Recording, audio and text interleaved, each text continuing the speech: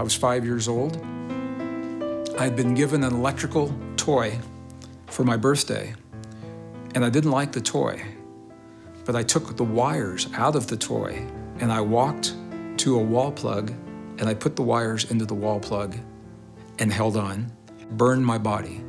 My face was burnt, my eyelashes, my eyelids, my veins were burnt, my hands were burnt, and I couldn't speak.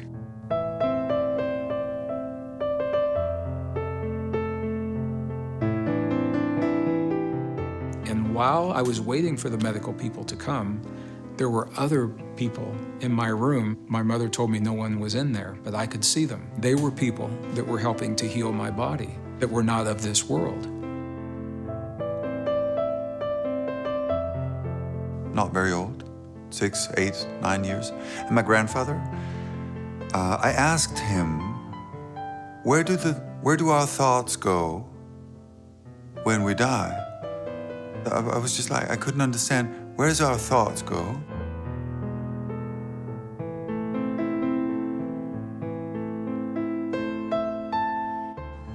I remember how he looked. I don't remember what he said, but I remember how he looked at me. I could see that. Good question.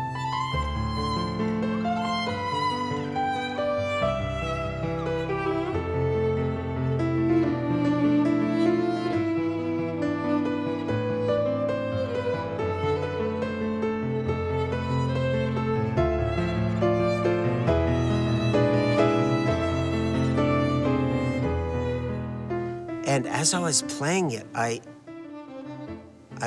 it's like I came out of my body. I went into another period. And I was still playing the piece, but there was a chamber orchestra around me. And this was like a couple of 100 years ago. I remembered playing there.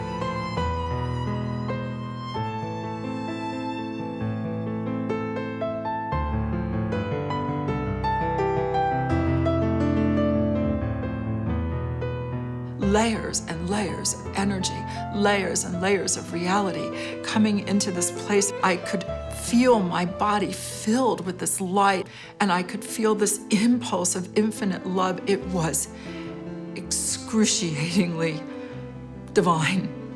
Do you believe in this?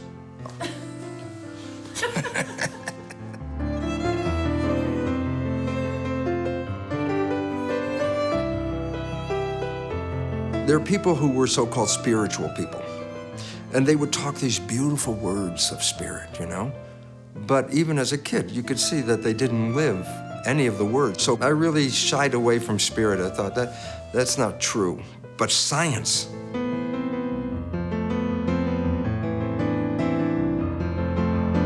I'm not spiritual, right? Until this moment, and I realized, oh my God, where do I come from? The stars. Listen, my background, I'm an engineer. This is what I did for 40 years, 43 years of my life. It's extremely logical, it's very 3D, and everything fits in a puzzle that makes sense. I love that. When I started stepping into the esoteric, all of a sudden, there were invisible things that I could not explain that did not fit into the puzzle.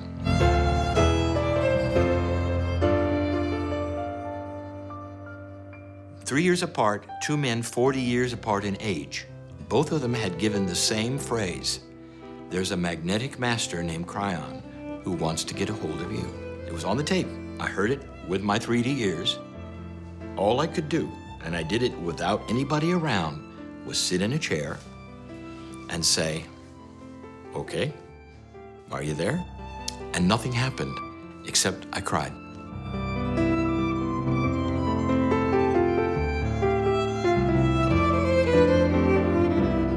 Is receiving information from a very high intelligence given the name Cryon. In the first books that were giving information was the way to inactivate a virus with magnetic. And what was amazing to me is that what was written in the book was describing exactly the types of experiments I was doing at USC with the AIDS virus. And that was rather mind-blowing.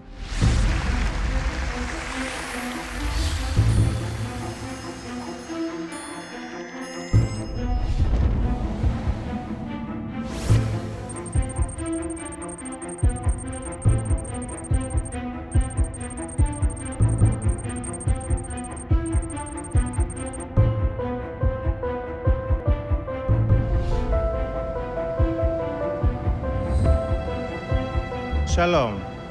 We just completed an incredible 7-day tour all over Israel with an international group of over 300 people from over 35 countries. From Angola, Australia, Austria, Belgium, Brazil, Bulgaria, Canada, Chile, Colombia, Denmark, Ecuador, France, Germany, Ireland, Israel, Italy, Mexico, Netherlands, New Zealand, Nicaragua, Norway, Poland, Portugal, Russia, Singapore, Spain, Switzerland, Thailand, United Kingdom, United Arab Emirates, Uruguay, and the United States. I'd like to call Mr. Lee Carroll.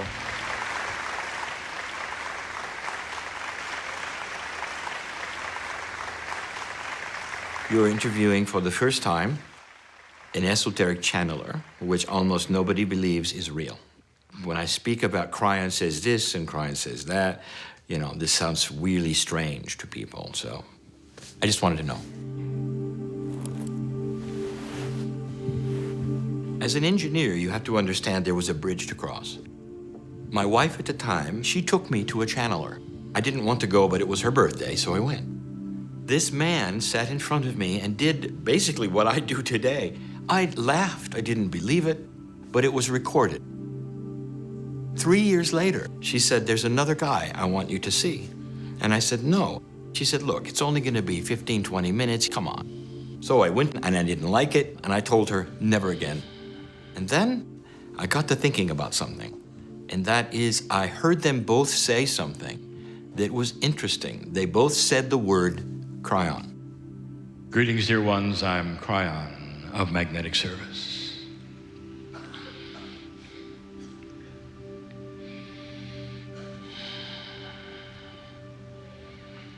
And so now we are in Tel Aviv, in front of over 900 souls. Is the man in the chair pretending? Or is there something here? I want you to take a moment and look at the reality that is before you now. Listening to a man in a chair, and you're told it is the voice from beyond.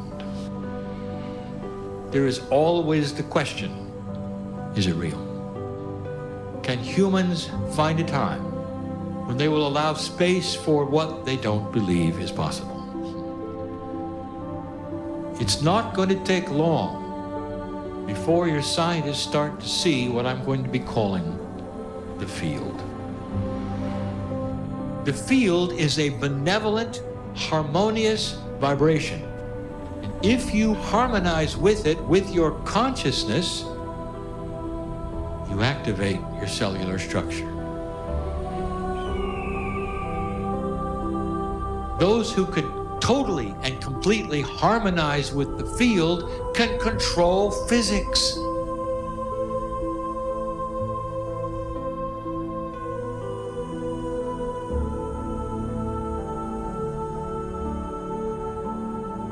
We sit in the southern part of Israel with a view that is amazing. And we're almost at the beginning of the tour, because that's what we said originally, didn't we? We said to you, no matter what you see in the next few days, look for God inside. Can you do this, really? Really?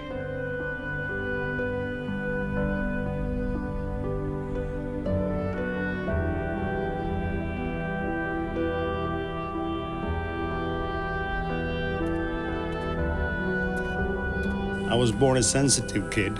I was always aware of that there was something out there.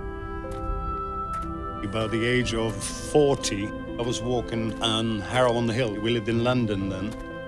Halfway up the hill, suddenly it's like somebody sticks a Cuban cigar in my back. And it's hot, and it's like burning. Even the dog stopped. He looks at me, I looked at him and go, "Ooh, something's happening." When you light gas, you have this whoosh, and it's lit, all at the same time. That's how it felt. I became, within 30 seconds, an electro-hypersensitive. I suddenly have the feeling of like moving fields around my body. So I went up, sat quietly under a tree, and I started playing with my hands, with what I could actually feel. And that was the beginning.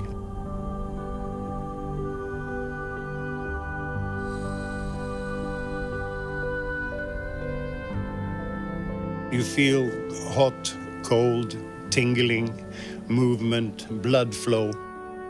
You can be pulled, you can be pushed, you can be affected from hundreds of meters. It is not connected to distance. It's the ether, the field.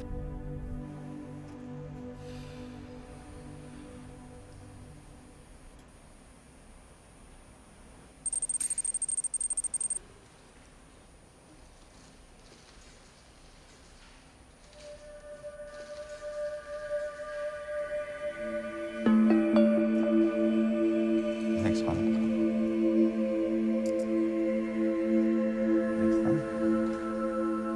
We are emerging from fingers. We all light beings.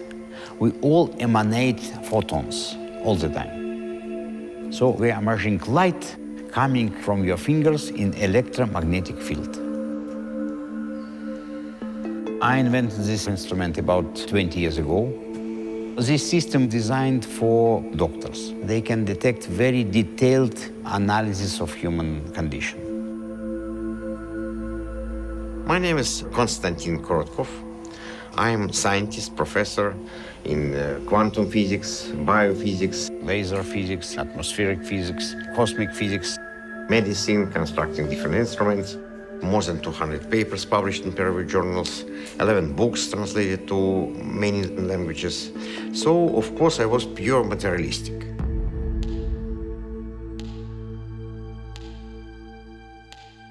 My name is Bruce Lipton. I started out as a young child with a Russian Jewish father in the United States in the McCarthy period.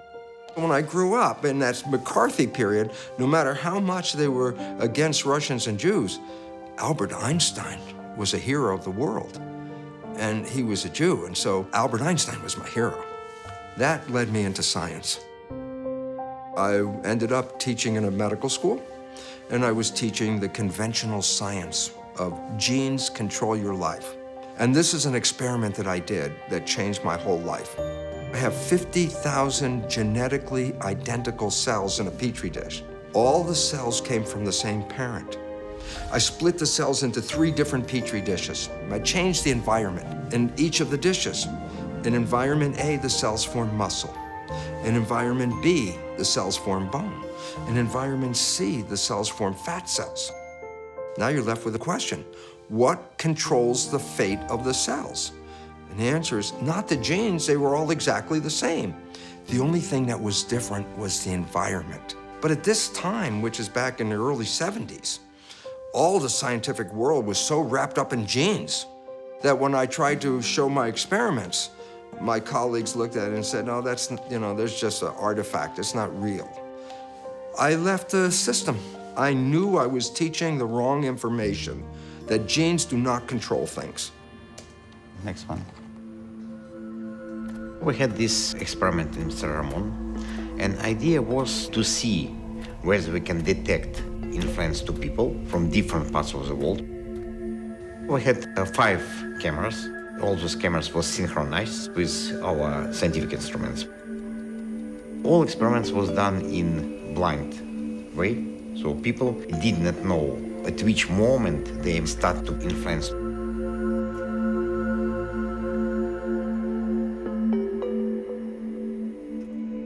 There's layers around the body, and they go from 1 millimeter from the skin and out to a certain field around the body.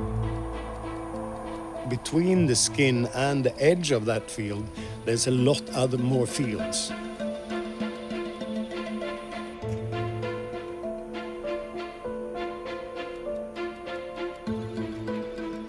When I start off by almost touching and then I move slowly backwards, I am looking for the field that gives me the strongest sensation in the palm of the hand.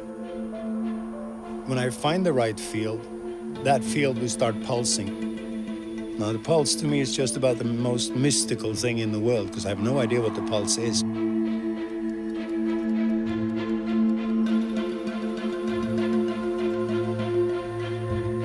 This sensitivity exists in all children up to the age of 3. And then conditioning, and I'm big, you're small. I'm smart, you're stupid. I tell you how the world is. Yeah, but that, wait, no. I tell you how the world is. What I do, I believe anybody can do. I got 20 years of practice, but you can all do it. There's no mystery here.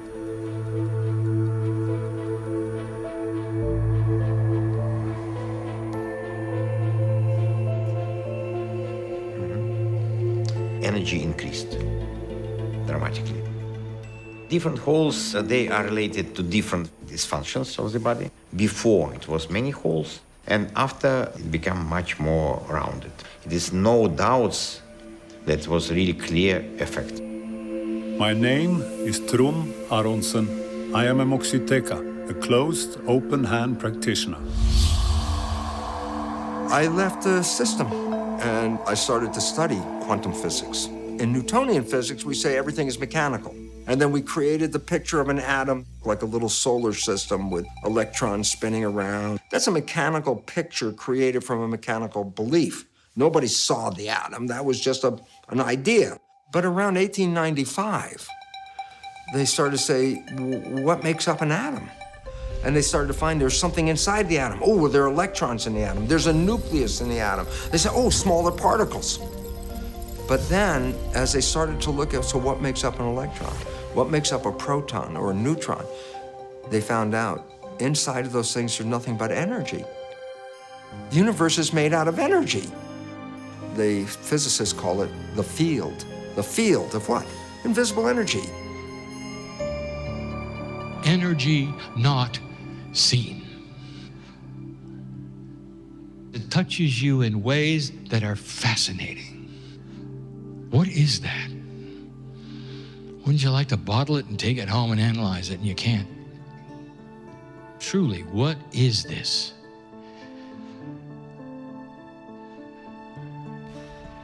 Instead of looking and saying, maybe there are missing laws of physics we don't know about. But this is the human propensity. Take what is known, observe what is unknown but there, and place it into the boxes of the known. Even if they don't make sense, even if they're mysterious. Welcome to dark matter. Let me tell you one of the biggest places that you're missing. The place of the physics of consciousness.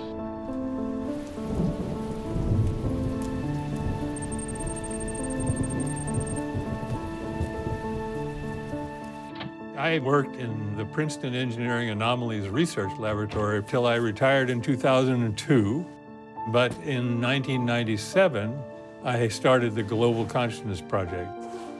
What we have done is to create a network up to about 70 sites around the world.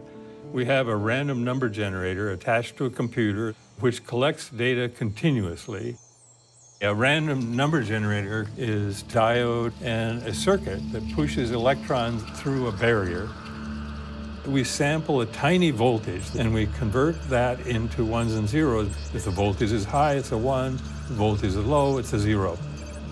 We usually gather every second 200 of those ones and zeros. So we have from many of these random number generators streams of data. We extract the data and draw a cumulative deviation graph. What's expected is for that graph to goes up a little, down a little, and does not have a trend.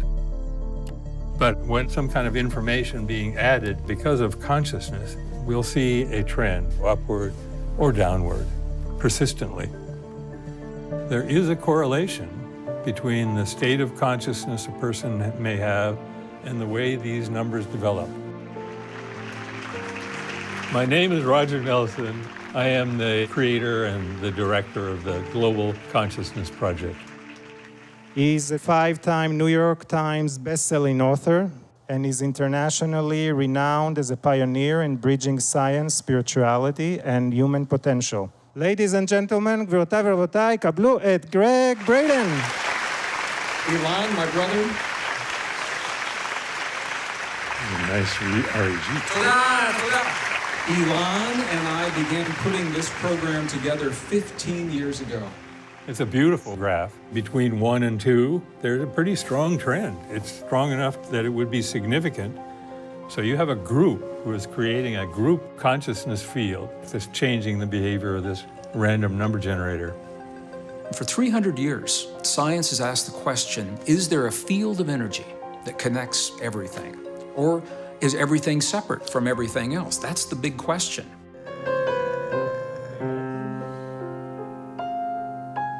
The field is the energy. The field is the origin of everything. That's what the music is actually doing. It's connecting to the field. Once you're connected to the field, you're in your power. My name is Robert Coxon. I'm a composer, and I've actually always done music since I was 1.5, and it's always been my passion.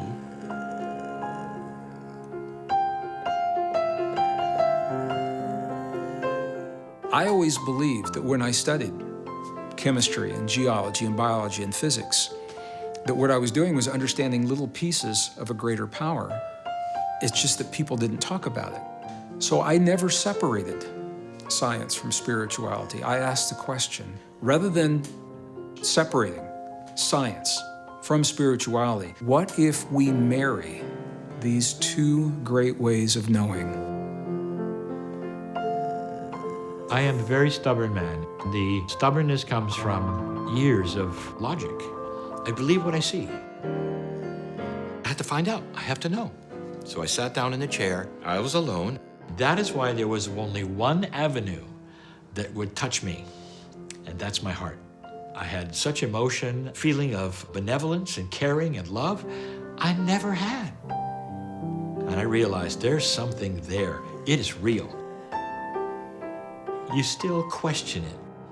And so it takes a time to adjust, for it to prove itself over and over and over, for you to see, okay. Finally, I realized I would have to be on stage.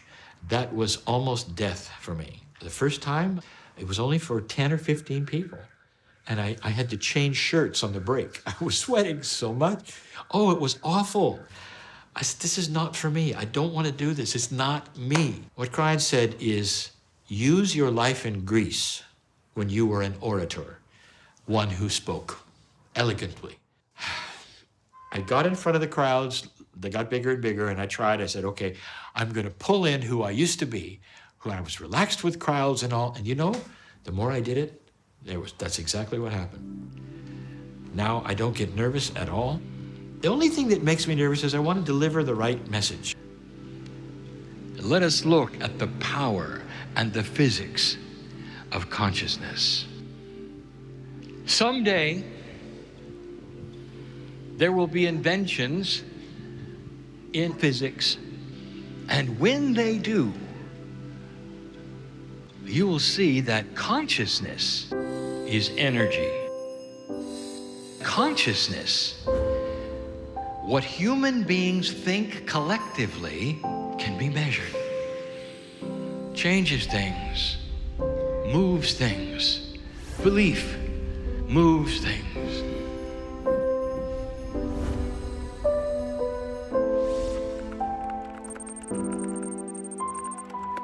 My name is Lynn McTaggart.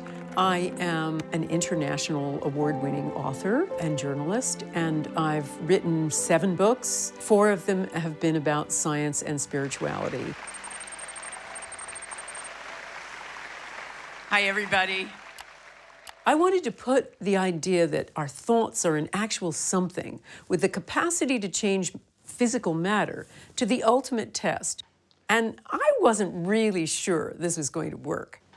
The idea was to see whether it's possible to detect change of parameters of water under the influence of collective intention from other parts of the world. This is our setup in St. Petersburg, Russia. The water sensor is our little bottle of water right there. Bottle of water with sensor. We apply very short electrical impulses to water, and we're measuring response of water, conductivity of water, pH of water, negative potential of water, so it's a combination of different parameters. I developed special sensor, Sputnik. This sensor can respond to human consciousness. We're measuring distribution of standing electromagnetic waves in field, so it's physics. In simple words, we are measuring condition of space depending on amount of negative ions, positive ions, interrelation between them, and of course radioactivity as well, plus geomagnetic field. I turned on this measurement in totally automatic mode and I left the room, so I closed the door. So I didn't know at which moment they make this influence. In Miami, it was daytime. In St. Petersburg, it was practically midnight. Are we ready? Okay. A deep breath in and a deep breath out. Deep breath in. Visualize that bottle of water. See yourself connecting with it. See your mind traveling all the way over to St. Petersburg and sending attention to that water. Our intention is to send love to this water so that it becomes part of our hearts and becomes pure and more alkaline. Keep feeling the connection with everybody in the room. One big consciousness.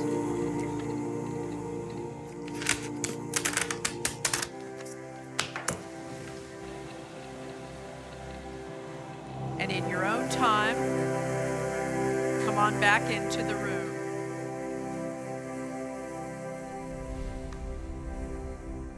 We ran a water experiment yesterday, remember it? We didn't affect pH. We didn't change the light emissions, but we had an extraordinary effect on the environment around that water. Every bar, it is 10-minute measurement. It was an hour and a half, 90 minutes. All of that blue is when it was turned on. All of the green is when I started talking. The red is that little 10-minute window of you doing your intention. Signal had some variations, and then signal tremendously dropped down. It means a calmness, your calmness, have an effect on a little bottle of water, thousands and thousands of miles away.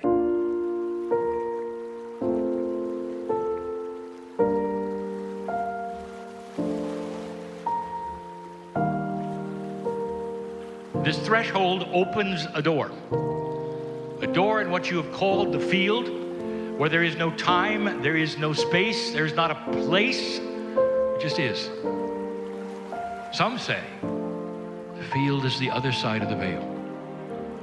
Some say the field is a magic place where your soul can go and relax for a little while before it comes back.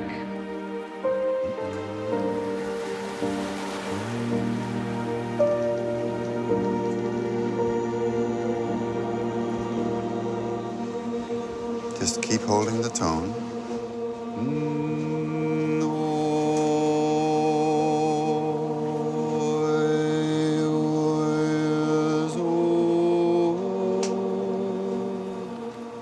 We are floating in the Sea of Galilee. When you float, you are not connected to the land.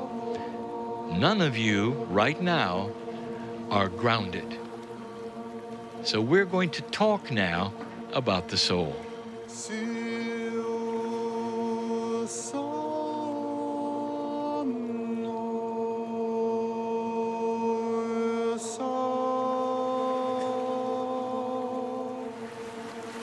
Dear ones, you never die. This is not a New Age belief. Go back as far as you can and find the texts of the belief of those Hindus and those Buddhists thousands of years before your prophets. What was the staple of their belief? The soul returns. Intuitive, common sense, spiritually made sense.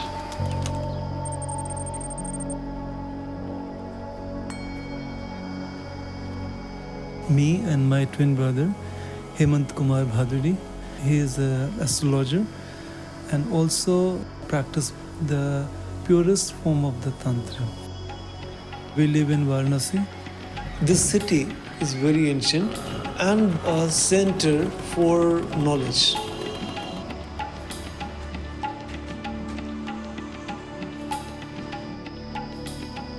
We have collection of 80,000 books and manuscripts in our house that collected by my grandfather.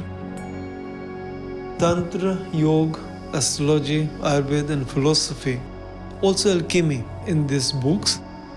Some of them are really very old, more than 1,000 years.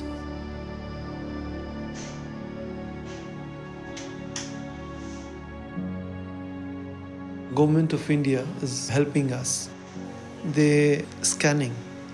Till now, they calculate 7,732 manuscripts.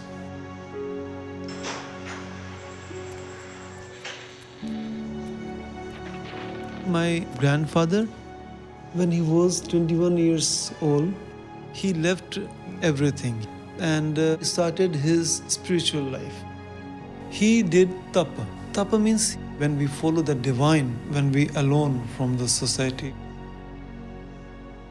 Even though Sage Bhrigu left his body many thousand years ago, he appears to my grandfather and he blessed him with the knowledge, ancient knowledge, how energy is active everywhere. I'm Dr. Jayant Kumar Bhaduri. I'm Ayurvedic doctor. I'm practicing Bhrigu Yoga. This knowledge I got through my father, and he got this through his father, Shri Sudhir Ranjan Bhaduri Mahashay.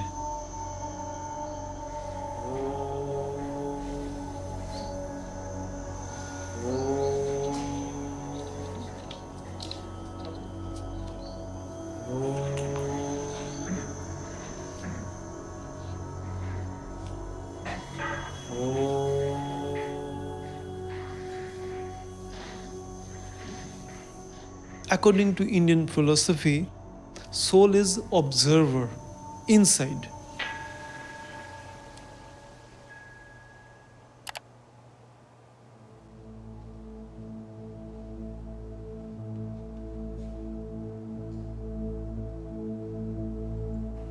התבקשתי לשבת בשקט במשך כשעה. ידעתי שמתישהו דוקטור בהדורי שולח לי אנרגיה מהודו, אבל לא ידעתי מתי זה מתחיל, מתי זה נגמר, ואם זה בכלל שודר.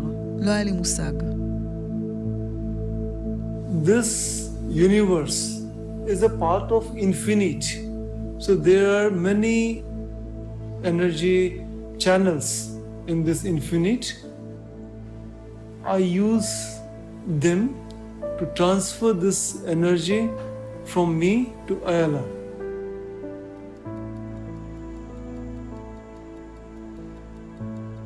We believe that everything is one. So this one active and activate all energy channels in one form. So Ayala is not separate with me. I feel that she is very near to me.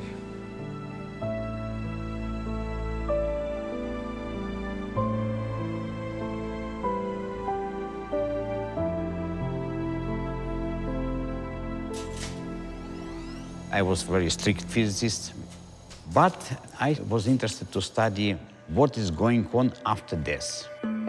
So I organized big research, had a team of doctors, medical professionals. We've been studying people immediately after death, been measuring dead bodies and their progress of their energy. Once I have a call from one guy who told me, Konstantin, something very strange happening. Can you come? It was in a hospital where we kept this body. I entered and I really feel that someone is looking to me. I feel it. I was able even to detect where this spirit is settled. When we have this Sputnik in the room, we expect to have all parameters stable.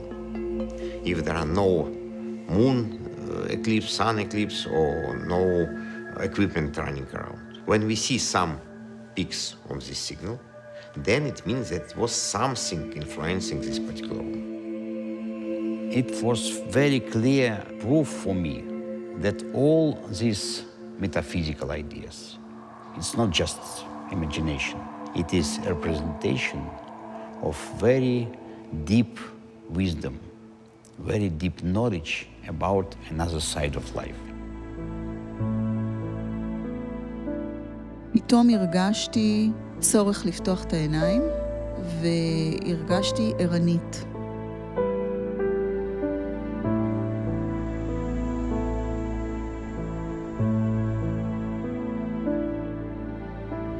This is measurement from random generator, and this measurement from Sputnik. As we had time code on both graphs, we were able to see that when he finished, we had this strong peak on both graphs. We did this measurement twice to be sure that it's not just random variations. In this second experiment, he enters this increase of signal, then he starts meditating. Again, it's increase of signal, and signal is coming up, then it's coming, then he stops, but signal still is coming up. It's after effect. If you put these two graphs together, you see it's practically the same. Different type of measurement. It's amazing. Thousands and thousands of kilometers from India to Israel, Dr. Baduri was able to change physical process. And what does mean physical process? It means physical reality.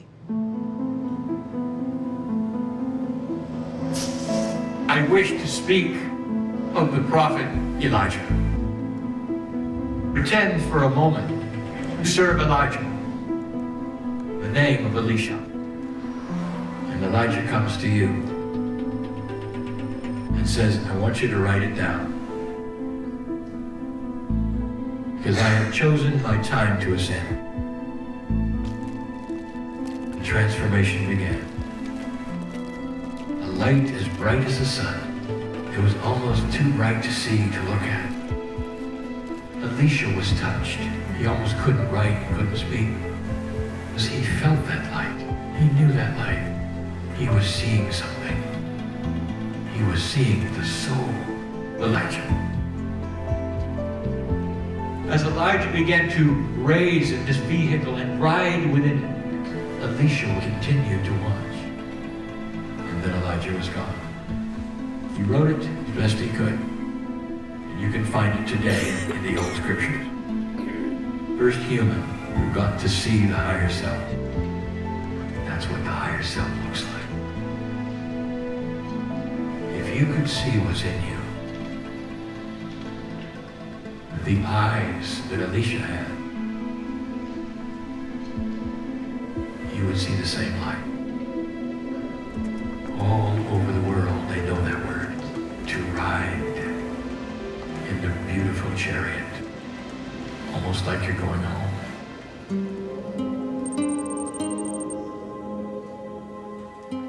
I've waited a long time to sit where it happened.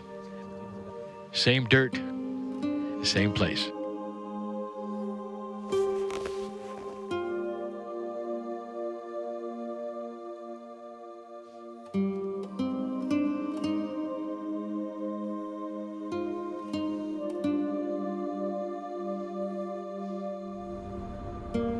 All Elijah saw was light.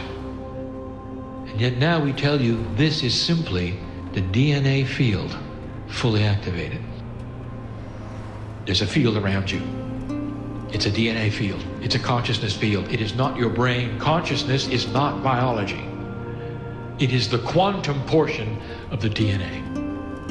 The 90% that is not understood by science is the quantum portion.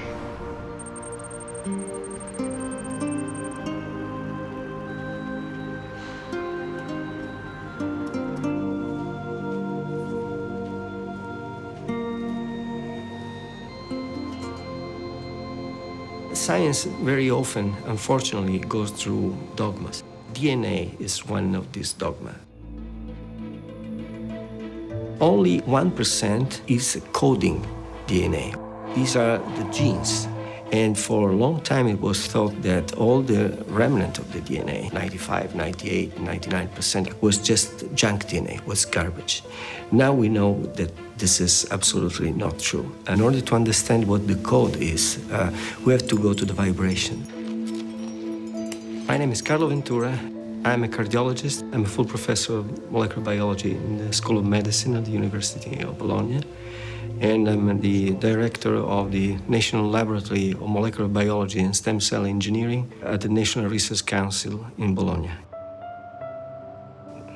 I was very, very young, maybe less than 10. And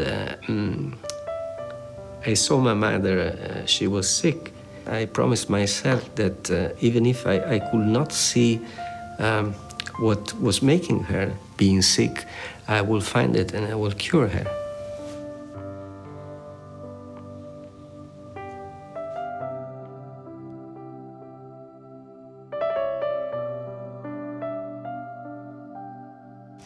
Then I decided to become a doctor.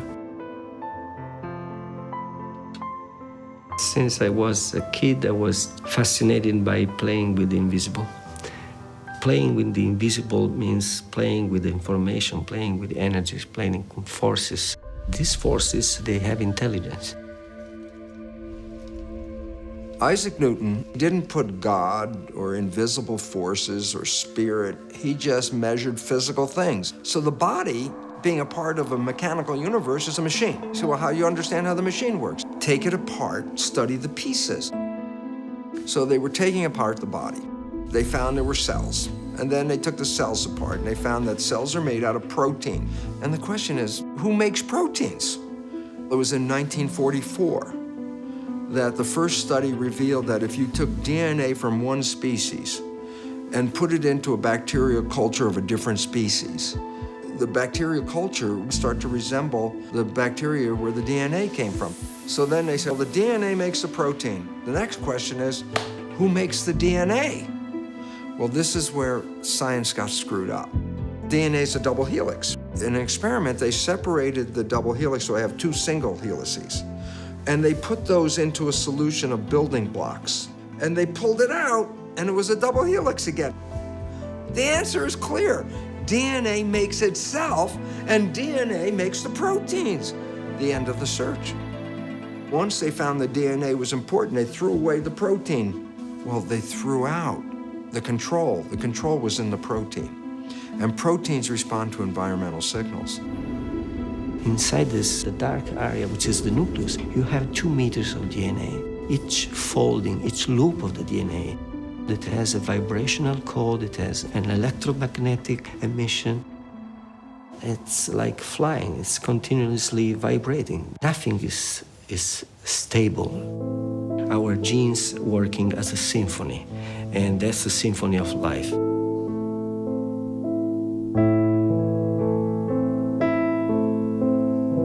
The information which led me on the path of electromagnetic research with lasers, that it began with a vision of DNA. The vision that I had was that DNA is more than just physical chemistry. The information that was profound was that the structure of DNA, coils within coils, DNA was also creating electromagnetic frequency information, and that the DNA in the body was communicating with each other instantaneously like radios. The critical information was that by sending electromagnetic frequency information, we could literally vibrate DNA, instruct DNA, give it the information either for sick cells to become healthy or old cells to become young. You have hundreds of thousands of molecules. They can exchange vibrations across these cables, all over around the field. It's one field. This is chemistry, but it's a kind of dancing chemistry, and you can talk to this chemistry with physics.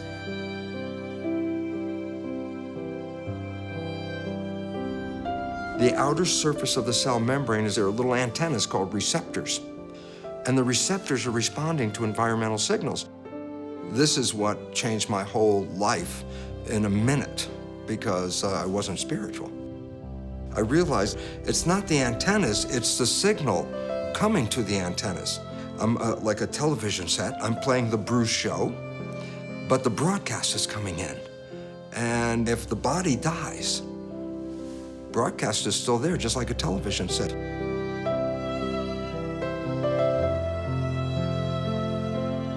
I'm Dr. Tadovakaitis. I am a medical doctor. My highest level training was as a specialist in pulmonary and intensive care medicine. With that background, I began to study laser biophysics and the ways that lasers interact with biology. In 2010, when I produced the DNA book, we still thought that 90% of DNA was not functional. They called it junk DNA. It was only in 2012, I think, that they discovered what it did. And it does what Cryon said it did in Cryon Book 10. The field is a sub-reality that contains the potentials of everything that exists. The potentials of the future. Precognition is simply the identification of what is already there. It's just not the time for it yet, but it exists. It becomes a little bit difficult to understand the nature of such an intelligence, Cryon. But the information provided is particularly scientific. And I've been with Lee all over the world. I've seen this phenomenon time and time again. It is our ability to tune our hearts and minds into an energetic field in a way that allows information to be conveyed from one realm to the next. You can pull that information from the field. Intuition means you've tapped into the knowledge that has been stored in that field. The really good pieces, I don't feel that I'm writing them. And if I look at my CDs, and the most magical pieces on there, I have a very hard time saying, I, Robert Coxon, wrote that. It's coming through. I don't know where my hands are gonna go, but they go to the right place, if I let them.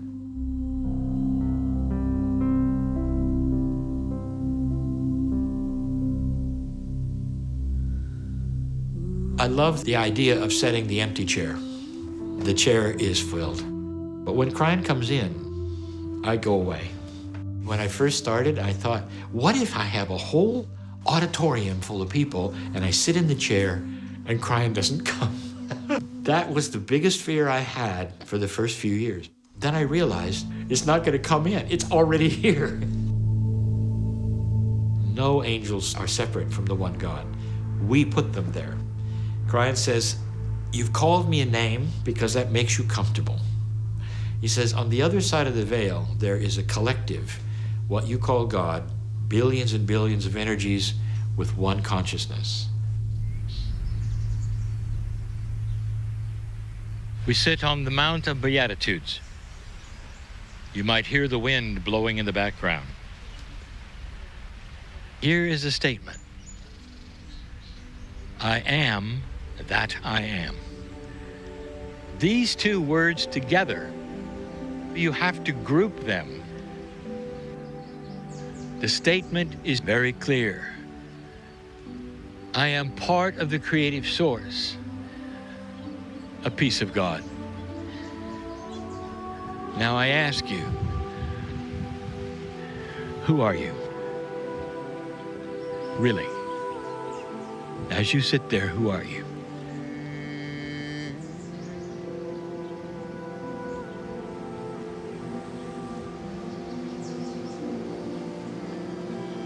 My name is Peggy Phoenix Dubrow, and you're asking me, who am I? I woke up when I was 22. That defines me. I was raised Christian, and I had learned that God was my father in my religion. But I didn't feel this love.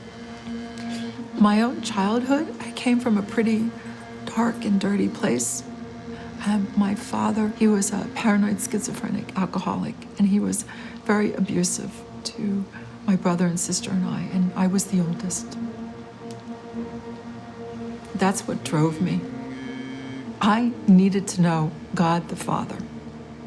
So I sat quietly in the living room and I wrote, I want to remember God in every cell of my body, in this time, in this place, in this moment. It was like veils of reality fell away. Layers and layers of energy.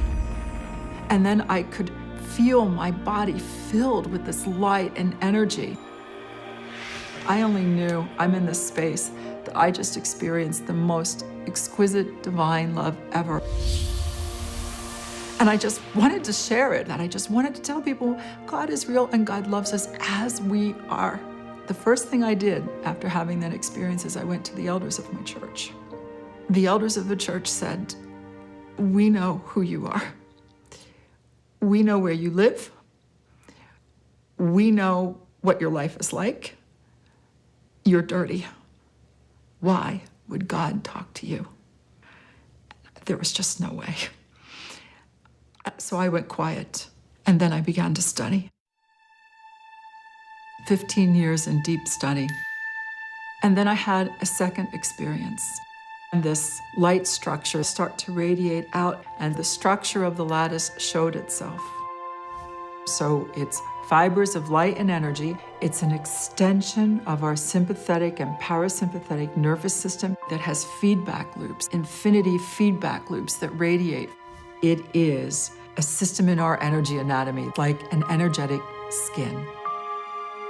And I started to see the lattice in people's energy fields. I've learned how to read the fibers of light and energy and what they have to say. We are light.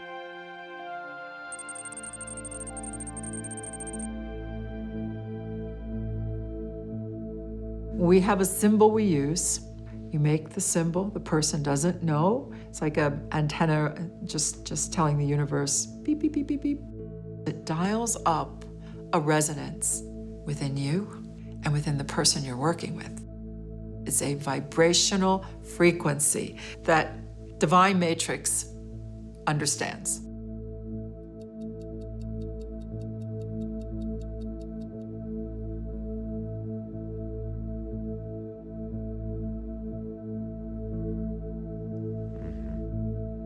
This is interesting that it was big jump of parameters, very unexpected jump. But as we had time code on the cameras, it was found that at this particular moment, this lady Tamar, she put her hand to her heart. And if we look to her parameters, then we see level of energy increased tremendously. Maybe she felt something. That's why she put her hand to her heart. Distance does not matter. I'm not a scientist, I don't understand all this. I know that principles of it make me feel good. There's a scientific study by a man called Cleve Baxter. He took cells from a human, put them in a petri dish, and moved them 40 miles away. They began to show powerful images to the person that had donated the cells. Graphic images of war, destruction, comedy, humor, sexual images, anything to elicit a genuine emotional response. The instant that the person had the emotion, his cells acted as if they were still in his body having the same emotion. The cells 40 miles away show the electrical activity of that response. What's the point? This person's cells are connected to this person, but they're 40 miles away. How did the information reach, or did it? And the answer is, it didn't have to travel. The field is holographic. And what that means is what happens in one part of the field influences other parts of the field in the same instant. And this is deeply, deeply profound. Our thoughts are not contained in our head. Our thoughts are broadcast to the field. If I put wires on your head, that's called EEG, electroencephalograph, I can read your brain. But there's a new technology called magnetoencephalograph. The probe doesn't touch the head. The probe is out here. I'm reading your brain activity from out here. Point? Your brain activity is being broadcast. What is a thought? Thought is a frequency. A thought emits a vibration.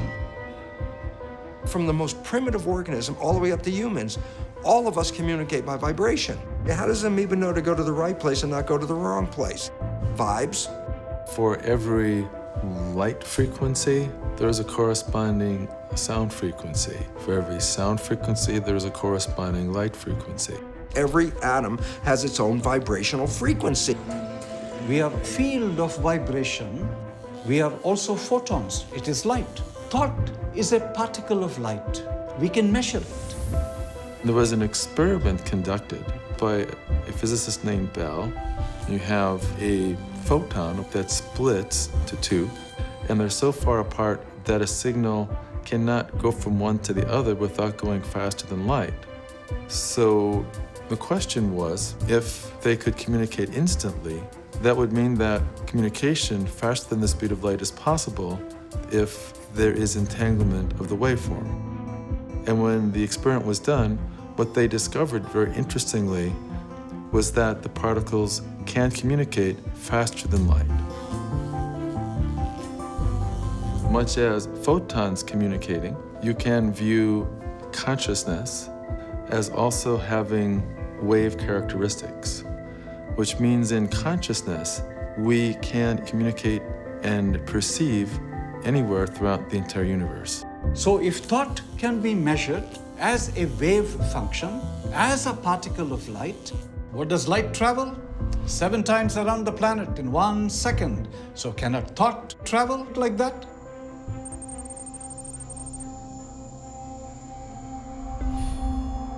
My name is Krishna Madhapa.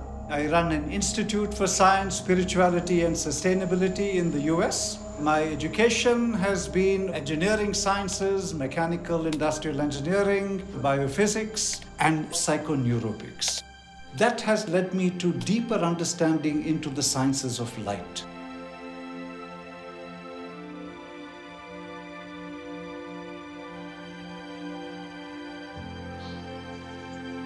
We sit on the Golan Heights, where many wars were, and many Israelis will say it's only a matter of time, and there will be another, and another.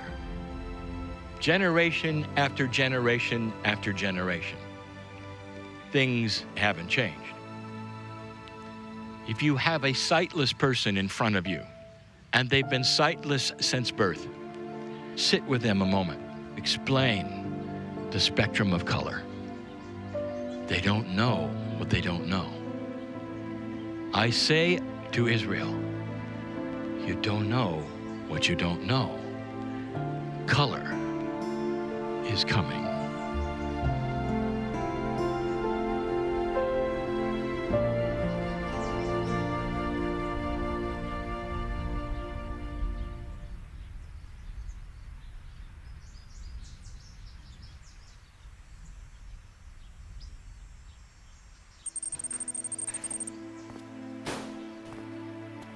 When I was 3 years old, I was kind of drug off to our local community church. I can remember my little feet hanging over the pews. The minister was up there with a sermon talking about a vengeful God. I was looking around at the big people all standing up and doing their things. I had this deep insight at that moment. Wait a minute, you can't be believing this. This was utter nonsense.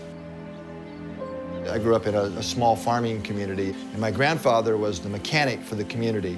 He fixed all the tractors and cars, and I would spend a lot of time hanging out with him. So I developed very early on a natural curiosity for how things work. What are radio waves and electricity? I was never satisfied with our explanations of what is an electric field or what is a magnetic field.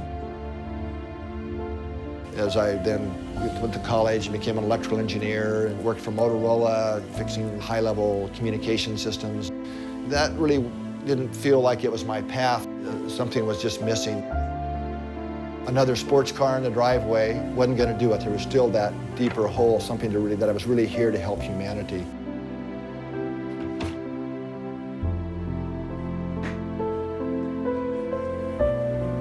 I deeply understood, not just mentally, that it's about consciousness. It's not about technology. Technology is not going to solve the world's problems until consciousness shifts. I'm Dr. Roland McCready. I am Director of Research at the HeartMath Institute. We sent a number of these devices to Israel. A number of people wore them at the same time, so we could see how their nervous system responded to these different activities, whether it was meditating, singing, being in parts of channeling sessions, and so on.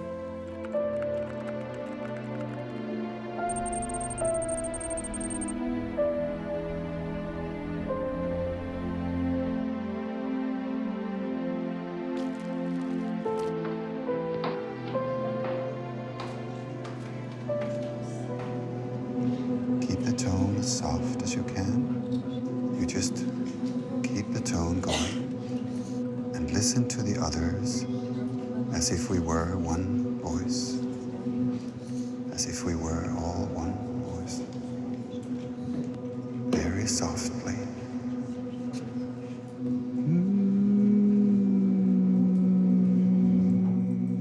If we look at this graph here, we see that during a meditation, the 4 people here that were being monitored at the same time, there's a lot of differences during the meditation, but really interestingly, after that, when some singing was going on, we see a very clear change in the patterns of 3 of the 4 people. Very nice period of coherence occurred. Coherence has a very unique pattern. It's a very distinct, different pattern than the rest of the rhythms. We know from many, many studies over many years, close to 400 independent studies now have shown it is a very beneficial state. Blood pressure is reduced. Hormonal balance shifts to more positive ratios. Keep that tone.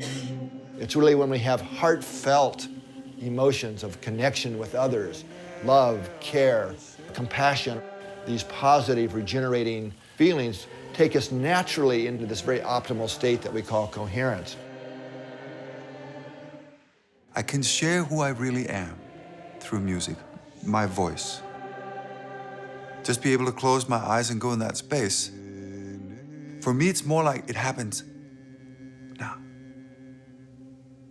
right now.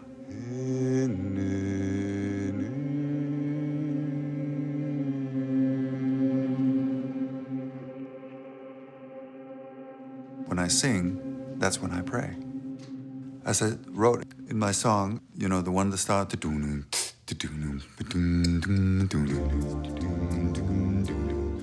Something's going on that I can't explain. No matter how much I use my brain. My name is Anders Holte. I'm from Denmark. My education was as a classical singer and conductor. My work changed completely direction. 1991, I had a professor. She devoted her life to voice work with people. One evening, just all of a sudden gave me a book. It was a book like so many books that talks about the possibility that there is a greater universe, a greater existence happening beyond just this 3D world. And I was reading this and I was crying and crying and crying and crying because it touched a point in me as if someone had recognized me. Oh, there is this option. I can feel this again. Oh, yeah. And when I was singing, I began to realize much more clearly what is going on when I do that. I had always loved it, but the consciousness was the difference. 'Cause when I sing, that's when I pray.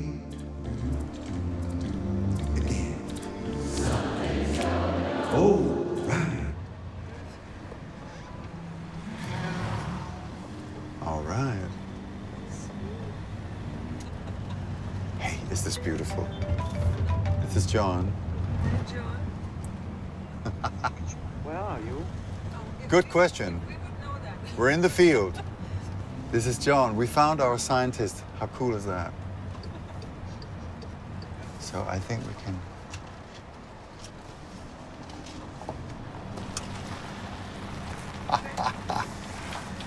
Look at that.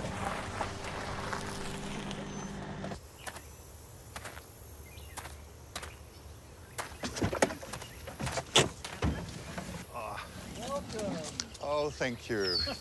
Hey, John, we made it. How are you? This is good to see you. Man, this is good. Oh, Good to my see God. you. I can't tell you how glad I was to hear your voice here at the end. Wow. Christina, how are you? Wonderful to see you. This must be the most beautiful located laboratory in the world. I don't know about that, but it's certainly a beautiful spot, isn't it? Oh my Wow. God. I'm looking forward. Oh, this is fantastic. It all started back at the Great Pyramid in 1997. 3 weeks before I was due to go out to Egypt, I severely injured my lower back. I thought I would have to cancel the whole mission, but somehow I managed to get into the pyramid. Other people carried the equipment. The experiment that was designed was to make visible the resonances in the sarcophagus. I set up the experiment, then I stretched PVC membrane across the open top of the sarcophagus. Then I sprinkled sand on the membrane, and when we switched on the sound, this is just pure tones, electronically created tones. A whole range of ancient Egyptian hieroglyphs started to appear in the sand. First one was the hieroglyph for backbone or spinal column. It was writhing about like a snake. Antiquities inspector, he was like, "How you do that? How you do that?"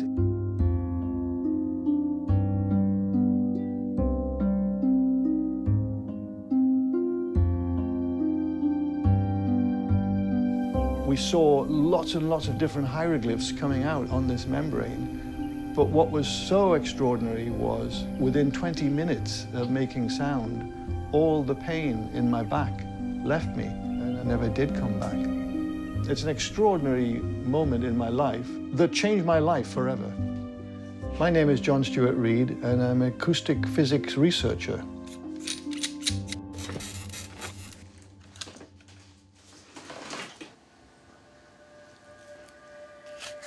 Pythagoras said that music could be used in place of medicine.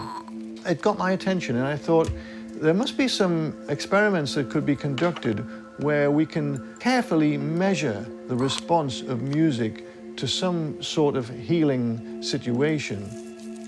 The first experiment that I conceived of was using blood. You take a vial of blood and you place it into an incubator with a small loudspeaker in the incubator that's feeding music to that blood. At the same time that that's happening, we have another vial of the same blood. We have a Faraday cage, which is electromagnetically screened, but it's also a very, very quiet environment. So that blood is not receiving any music, it's just receiving quiet.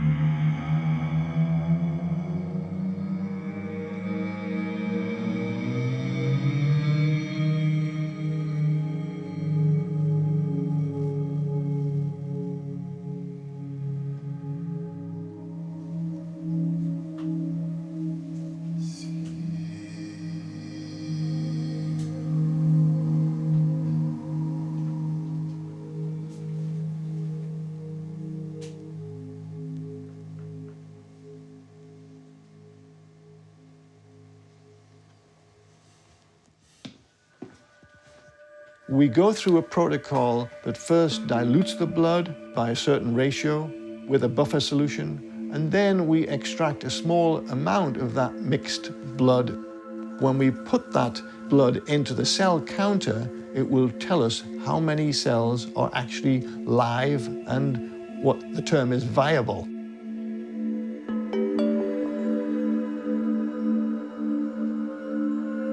The cells in the Faraday cage have not fared very well at all.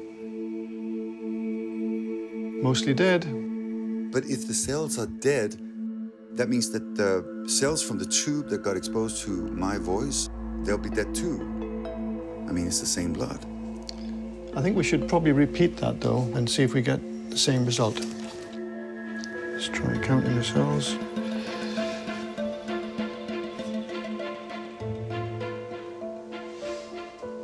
Still the same with that sample.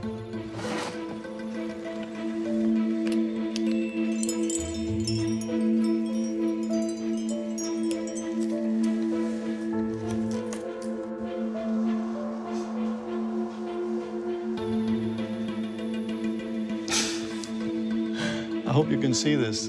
Dilute the sample. More cells alive than the cell counter can count. That's a huge difference between the music and the quiet. Is that true? Well, look. This is amazing. So I think we should repeat and see if we get the same result. Another. Above the range that it can count, cells that are transiting towards being dead have been actually re-enlivened to the extent that so many of them are now alive. It's really wonderful. An amazing result. Absolutely amazing. When we have a heartbeat, it creates a pressure wave, and that allows the hemoglobin molecules take in some oxygen from the blood. The low frequencies from Anders' voice are creating the similar sort of pressure waves that allows the blood to uptake the oxygen. People say, okay, Bruce, you're studying cells in a plastic petri dish. What does that have to do with me? It doesn't make a difference to the cell if it's in a plastic dish or a skin dish. It still responds to environmental signals. So the environment is controlling the cells. But between the environment and the cells is the mind, and that does interpretation. If you open your eyes and see someone you love, your mind interprets love, and you release beautiful chemicals. Dopamine for pleasure, oxytocin for bonding. If I take the chemicals from a brain that perceives love and put them into a plastic petri dish, the cells grow beautifully. If I take the chemicals from a brain that perceives fear, the cells stop growing and they start dying. So you're the one whose thoughts change the chemistry, and the chemistry controls the genetics.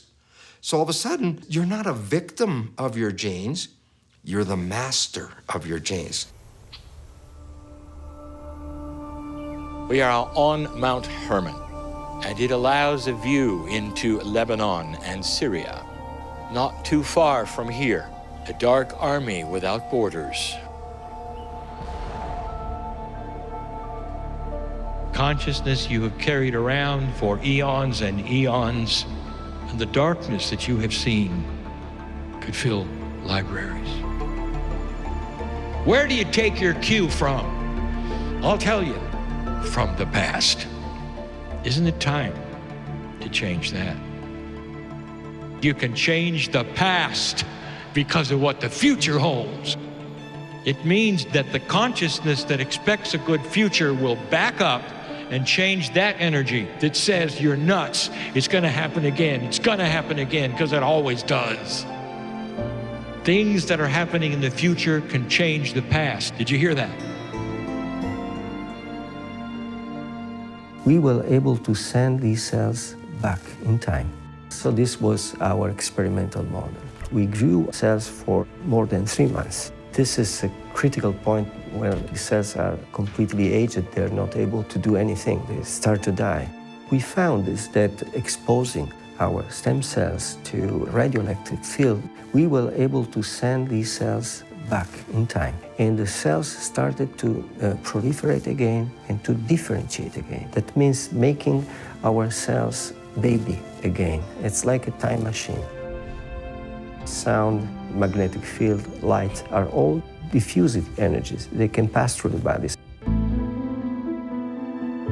Our work has involved creating a new type of laser technology. We can take the waves that start out coherently and redefine their movement such that the waves are now exactly out of phase. And when we do that and combine the waves together, the wave patterns cancel each other out. So we've created a new form that you could almost call invisible light. When the laser is constructed in this form, it goes much more deeply than ordinary laser. Instead of stopping at the skin, we can go deep into tissue. Our earliest experiments particularly involved working with HIV. In studies done at the University of Southern California, we completely removed the virus with no harmful effect upon the cell. Our work in Africa has taken that further, creating a combination of nutrition plus waves with extremely good results. Our most impressive case, a patient from South Africa who had virtually no immune system left, a normal CD4 count, under 200 is AIDS, and this patient started at a level of 23. 6 months later, there was no detectable virus. Following him for 5 years, his immune system recovered to a high normal 1100. The viral load was undetectable at that point.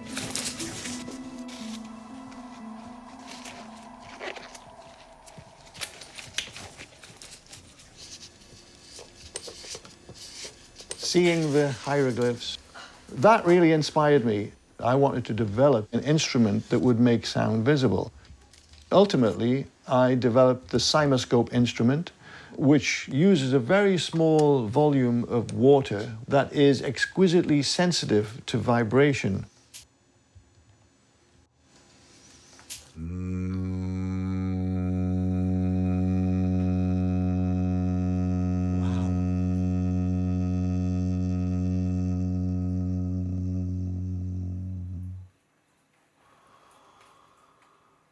When any beautiful sound enters into the water, what I see every day is a beautiful image.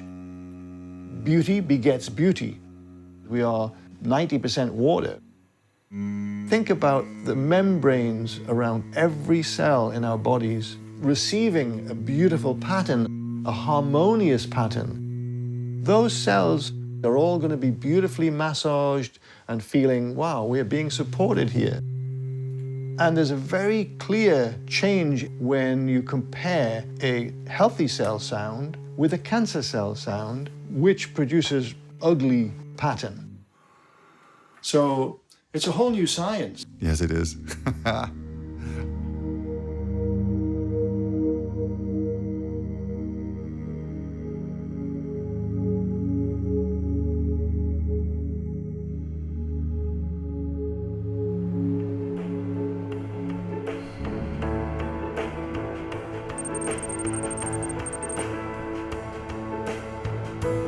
שמי דוקטור ירון סגל, פיזיקה של אטמוספירה, זה הדוקטורט שלי.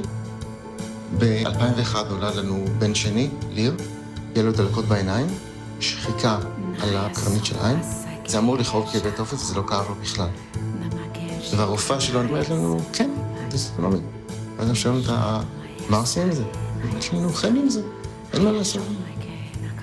הסתכלנו באינטרנט, ובוא נגיד ככה, זה לא דבר שאת רוצה לקרוא לפני השינה. זה הרבה ניתוחים, קשיים בתקשורת, ובעיקר מה שיש שם זה תמותה בגיל מאוד מאוד צעיר, בין 5 ל-8 שנים.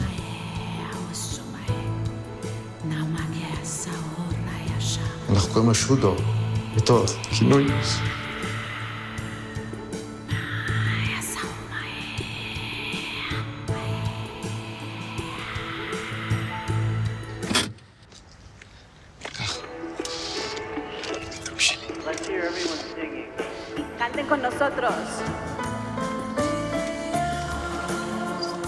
ליר ואני היינו מטיילים כל ערב ובזמן הזה הייתי חושב, איך אני מגיע לשורש הבעיה שלו?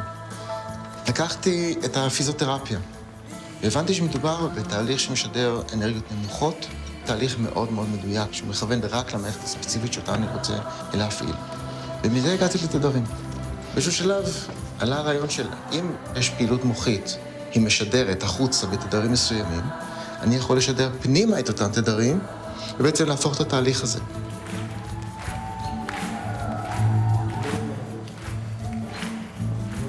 אז אם מערכת מסוימת משדרת בתדר מסוים, אם אני אשדר לה את התדר הזה, היא תחשוב שהיא עבדה, ואז היא תעשה את כל הפעולות שהיא עושה באופן טבעי, על מנת לשקם את עצמה, לחדש את עצמה. מה אבא? אוח, אני אוהב אותך, ילד שלי. ואז ב-2006 כתבתי הצעת מחקר ראשונה. הצעתי את זה לכמה קרנות מחקר גדולות בעולם. התשובות שקיבלתי היו מאוד פושרות. היו כאלה שאמרו לי שאני אומר שטויות. ברגע שאת יודעת שהאמת שלך היא נכונה, אין לך הרבה ברירות. את חייבת לנסות את זה כדי להגיד לעצמך ביום שאת עושה חשבון נפש, לא ויתרת לי. זה יעבוד כי אני יודע שזה יעבוד. ואז ב-2010 עושים ניסוי ראשון ורואים משהו. זה לא מופרע כמו שזה נראה. אלה חולדות שעברו פגיעת גב. עצם זה ששידרנו לה מערכת, שדה מגנטי, אחרי חודש אנחנו רואים שיש איזשהו חיבור מחדש של החלק הפגוע לחלק הבריא, ואחרי חודשיים זה חיווט מחדש של חוט השדרה. החולדה הזאת חזרה ללכת. השדה ששידרנו להם עזר להם לתהליך השיקום שלהם. היה לנו שני מטופלים, אחד מהם קיבל טיפול ואחד מהם הסכים לא לקבל טיפול. הבחור הזה לא קיבל טיפול שלנו, לכן בעצם רואים שהסיבים מתחת לאזור הפגיעה כמעט ונעלמו אחרי 4 חודשים. לעומת זאת, הבן אדם שטופל, אחרי הטיפול שלנו רואים עיבוי משמעותי של היכולת הולכה מתחת לאזור הפגיעה, ואיזשהו סוג של חיבור בין החלק הפגוע לחלק הבריא. בעיקרון אמרו לאותו מטופל שהוא לא יכול להזיז את הרגליים אף פעם. בסוף הטיפול הוא גם יצטרך להזיז את הרגל. גוגל התלהבה מאיתנו כי אנחנו הלכנו עם מתודה מאוד מאוד קשוחה. מה, אנחנו צריכים לגלות איזה תדרים מתאימים לאיזה תפקוד שאנחנו רוצים, וכשאנחנו לוקחים את זה לניסוי קליני, ומוכיחים שזה אכן עובד. בטח, כל העולם יגיד לא. לא, אני אומר את זה הרבה פעמים. כל העולם יכיר לו תודה. כי אם זה לא היה זה לא היה. It's a human cardiac cell, contracting, beating. By this sensor, we are recording this trace here. It's a vibrational code. We can listen to the sound produced by this vibration.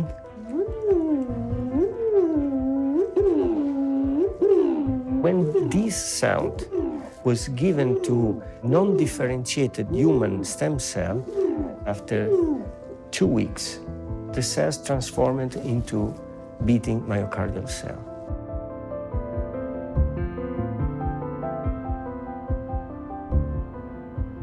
These are cardiac myocytes derived from human stem cells. They became exactly like the cells from which we recorded the sound. My main work in regenerative medicine and trying to fix a broken heart.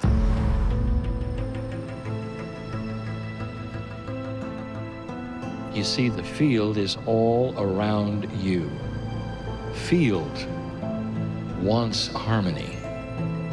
And what that truly means is that unbalance in your chemistry will result from unbalance in your personality. You've heard everything that I have had to say about the beauty of compassion and what compassionate action means, and you listen and you listen. There are those who said, well, I'd like to harmonize, but I've had a whole life of a habit. This is just the way I work. So right behind your forehead is a lump of brain called prefrontal cortex. This is the conscious mind. The conscious mind has wishes, desires, aspirations. What do you want from your life? Creative. Conscious mind is about 10%. The rest of the brain, 90%, is called the subconscious mind. The subconscious mind is primarily habits, and the fundamental habits didn't come from me. The last trimester of pregnancy and the first 7 years of your life, your brain is operating at a low vibrational frequency called theta, and theta is hypnosis. How do you learn to be a member of a family, in a community, in a culture? You watch other people. You focus on your family, see how they do everything. You learn from everybody else. So the programs that you get for the first 7 years are not yours. They came from other people, and they pass that on to you. But the problem is, it's not just the previous generation, the generation before, the generation before, so we pass down through the family. Here's the problem, big time. Science has found that 95% of our life, we're thinking. When the conscious mind is thinking, it's not paying attention. When the conscious mind is not paying attention, the subconscious program is the default. Well, if you understand that, then it says only 5% of the time you're running your life with your creative mind, the wishes and the desires and what you want. 5%. 95% of your life is coming from the program. Yeah, but the program is not your wishes and desires, it's other people's behavior. 95% of the day you are playing programs that psychologists tell us are limiting, disempowering, self-sabotaging. All of us. Every one of us, every day, plays programs that we don't see, and they're not ours. All we see is the result. And we go, oh my goodness, this is not what I wanted. Yeah, but this is what you created.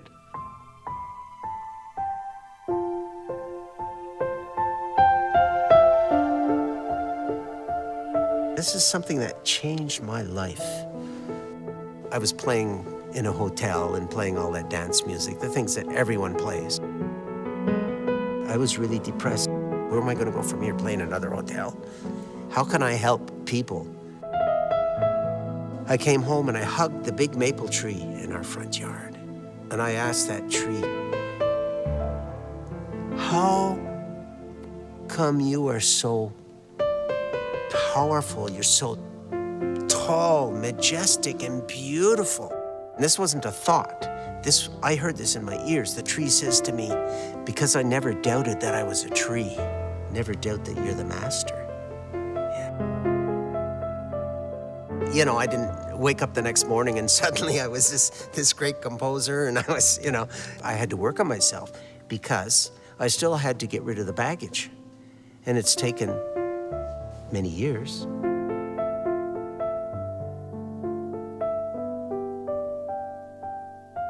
How we limit ourselves.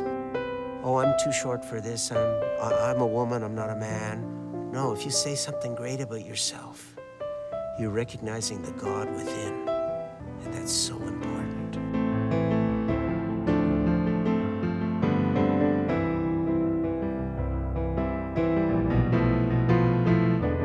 I was married very early. I was too young. It didn't work out. I was there 10 years, and at one point it's like, out. And it was so painful to get out that every day when I would shave, I would go, I'll never get married again. I'll never get married again. So 17 years. Then I ended up meeting my partner, Margaret. Every time we'd go on a date, I would say, if you're looking for a relationship, it's not me. But if we have a good time today, then we'll probably go out tomorrow. At some point, we both started living day by day. We're living in the honeymoon, life is beautiful, everything is great, heaven on earth, and I'm thinking about going to do my job. She comes up and asks me a simple, loving question. And I turn around and go, blah, blah, blah. And she looks at me and goes, who are you? I didn't see what I did, it was automatic. Oh, yeah, I was doing my father. Oh, no, I was doing my mother. Oh, no, I could see it. Both of us, knowing about the subconscious, not getting into arguments about it, we both started to understand we could change these behaviors. I've been living with Margaret in a honeymoon state for 18 years. Not just that my relationship is beautiful, my life has become beautiful.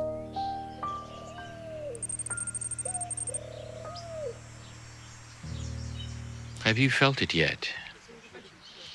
The profundity of this trip. It's just another tourist area, right? You're going to remember this time.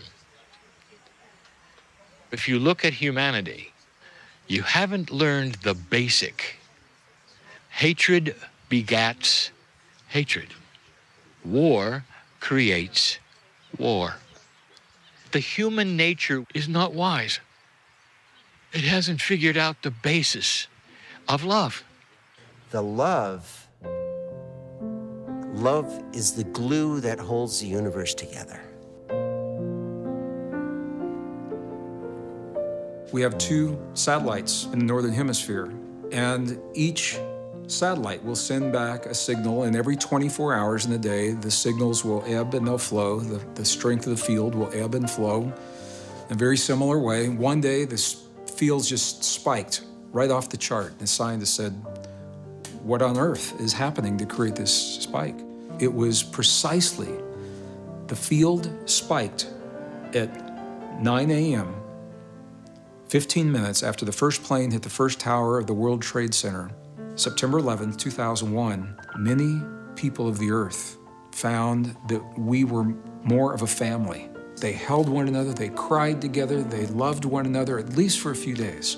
And scientists attribute that closeness to the strength of the magnetic fields.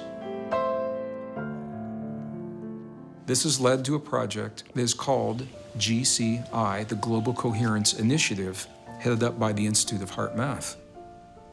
There are a series of Earth-based probes that are feeding the data of the magnetic field of the Earth. You know, there's a saying, the still small voice of the heart. In reality, the voice of the heart is not so still and so small. It's just that the noise of the mind is so loud. The magnetic field produced by the heart, it's about 100 times stronger than the magnetic field produced by the brain. We can measure the heart's field about a meter, about 3 feet from the body. You can measure a brain wave about an inch away. The heart, through our nervous system, sends far more neural information up to the brain than the brain sends to the heart. And these signals that the heart sends to the brain have profound influences on brain function. They go to every major center in the brain.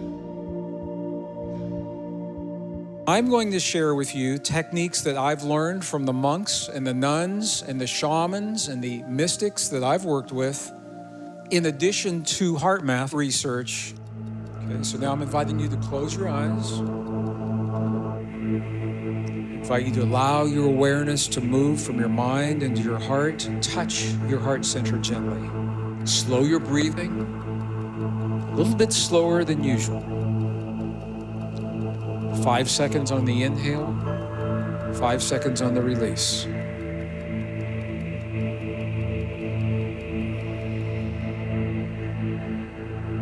Five seconds on the inhale. Pause. 5 seconds release. You're creating a very, very sacred space in your body. It's the connection between your heart and your brain. When we can create coherence between the heart and the brain, we create signal that can be measured electrically, 0.10 hertz. It's a very low frequency.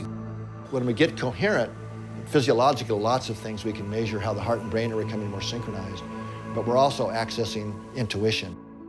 When we are in optimum coherence, we are connected to the magnetic field of the Earth. So we don't necessarily have to go to quantum effects and all of this. We all live within a magnetic field here on Earth. Our heart's magnetic fields are coupled to the Earth's magnetic field, and it's the big carrier wave. We're doing some innovative experiments to ask that question and prove it. So one of the first studies in California, Some of the volunteers were in the southern part of the state, some in central, some in north, and they were going about their normal lives for 30 days. What we found is this group of people's heart rhythms was synchronized, a slow wave synchronization. How can this be? The only thing that could explain it was if they were synchronizing to a signal that they were all exposed to. And that turned out to be the resonant frequencies in the Earth's magnetic field. The next question was this happening globally?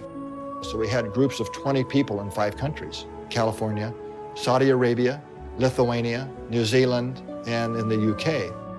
We had all the groups around the world do the meditation together at the same time. 15 minutes, the group globally became more synchronized in their local groups to each other, but they also became more synchronized to the Earth's magnetic field in a significant way. In fact, the data has even surprised us that we are far more interconnected and synchronized with the Earth's magnetic fields than we ever would have predicted.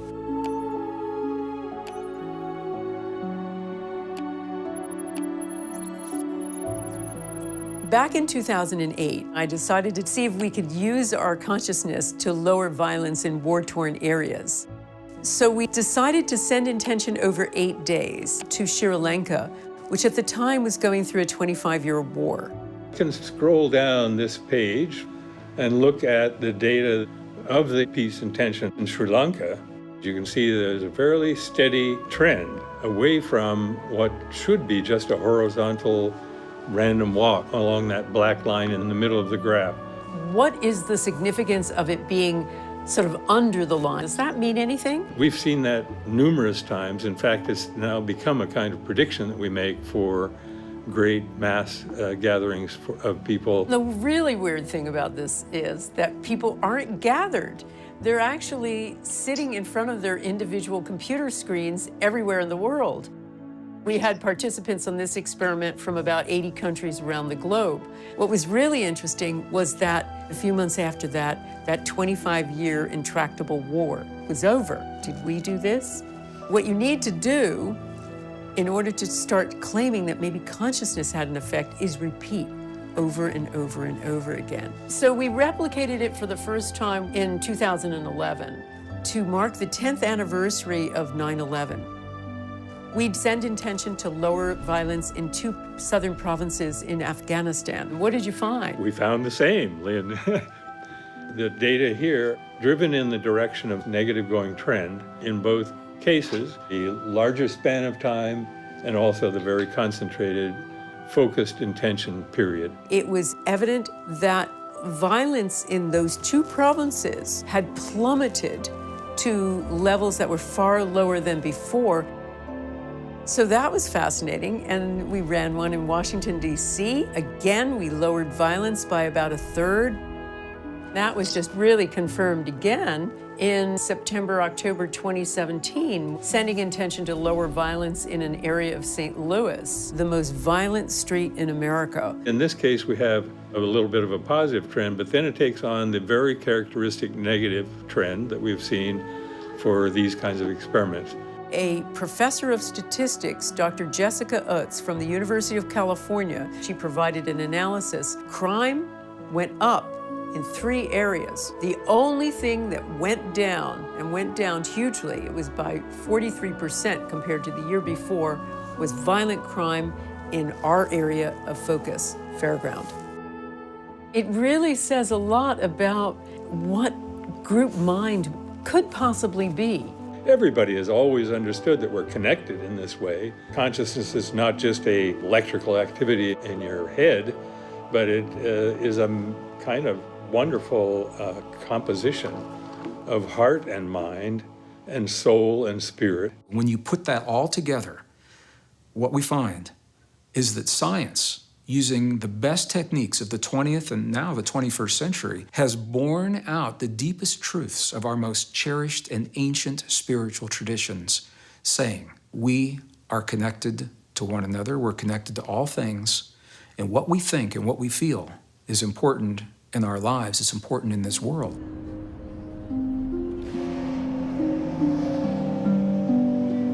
During the last years, in the late 1980s, the Cold War When the two superpowers at that time, the former Soviet Union and the United States of America, they came this close to doing the unthinkable and to unleashing nuclear weapons upon this world and civilian populations in a way that we've never seen. And I found myself working in the industry, hoping that that would never happen. By day and by night, I found myself researching the ancient texts of our past, the Hebrew traditions, the Egyptian traditions, the Andean traditions, the Sumerian traditions, all of the ancient wisdom, because I believe that those who have come before us left us the key to prevent the war that so many people believed we will still have.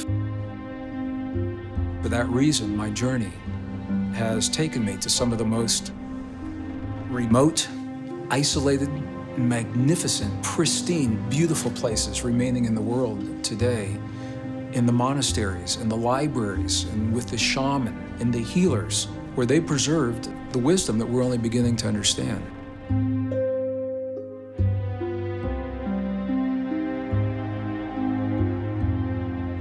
One evening, I climbed to the top of Mount Sinai, and I was alone, and as the last rays of the sun set behind the desert, the beauty overwhelmed me.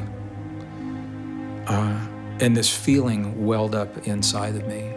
I asked myself a question, and it was about my life and my role in the world. If I left this world in this moment, if I died now, and I looked back on my life and knew I could never come back, would I feel complete with this lifetime? And before the question was even finished, this feeling inside of me was screaming, no, no, I would not feel complete.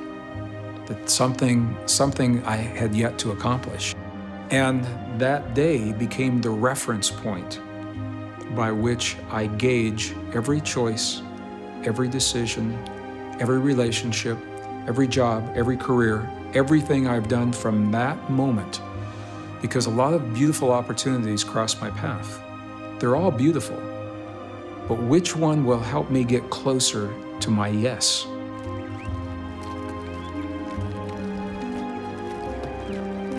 We now come to Qumran, the place where over 960 documents ultimately were found. Some of them 2,200 years old. One of the most powerful documents, the War Scroll. It says that from the time the first humans have walked this earth, there have been beings who are what are called the Watchers. The Watchers are the ones that record with objectivity, the sons of lightness and the sons of darkness. In the end, one last great conflict between darkness and light. And the texts give us a choice. Will we perpetuate this cycle of darkness, suffering, and war? Or will we wake up and choose a new cycle, a cycle of peace and cooperation? They always give us a choice. Will we choose peace?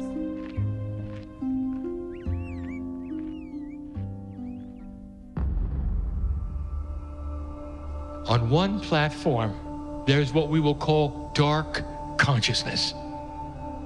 On one other platform, light consciousness.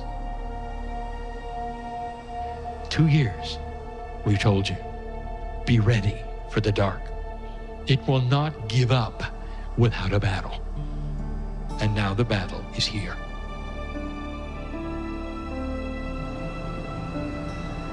It's all over the news. Everything that they are doing is calculated to scare you to death. Fear is black. If you shine your light and staying out of fear, the whole world will be brighter for it. Nothing can survive your light. Nothing.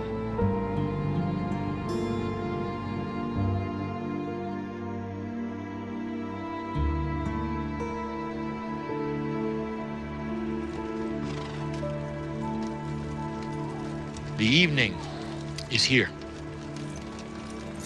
Not too far away is the Dead Sea. The breeze blows, the chill in the air is coming. We sit in a profound place, an ancient place. For me to give this the final message of the Israeli series.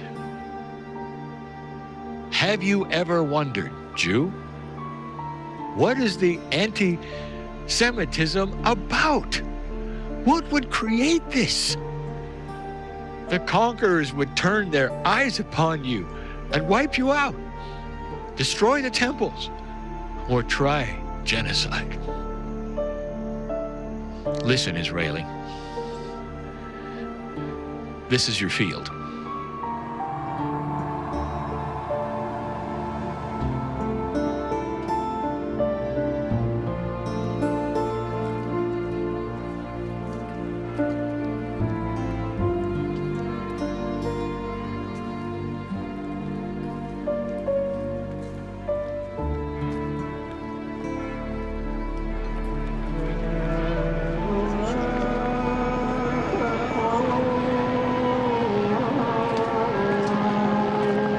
And so it is we start the journey. The city on the hill is where you are. This is and always has been the symbol for the new Jerusalem in a world of peace.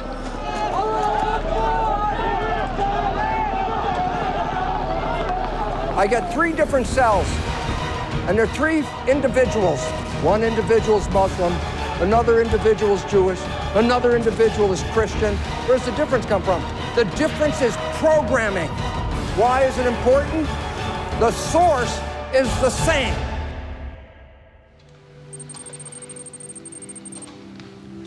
All the channels we've given you in the last week have been profoundly given in love. In love. The term the chosen ones refer to the Jews, chosen to bring this planet a monotheistic God, a one God, that the one God would then be seen by the planet and eventually the entire planet would be unified with one God. But you're not done. And the next part is as hard as the first, because it is planetary as well. Dear ones, listen clearly. You are chosen to bring peace here. When will they say, and it's going to be so difficult? It's not just us, you know, it's them. The situation is more than difficult, it's untenable. There is no solution that you can see. But there is. And you do it with consciousness. That's what you're chosen for. The hardest thing the planet will ever see. Peace in the region.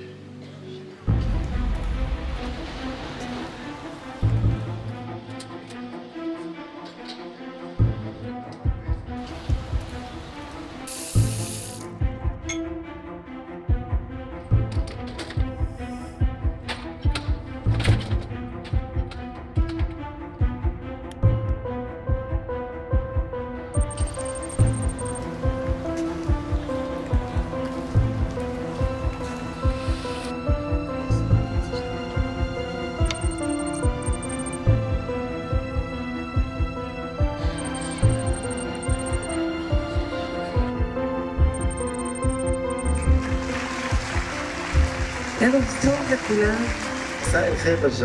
עשרות אלפי אנשים עומדים להצטרף לנו ממש בעוד 10 דקות.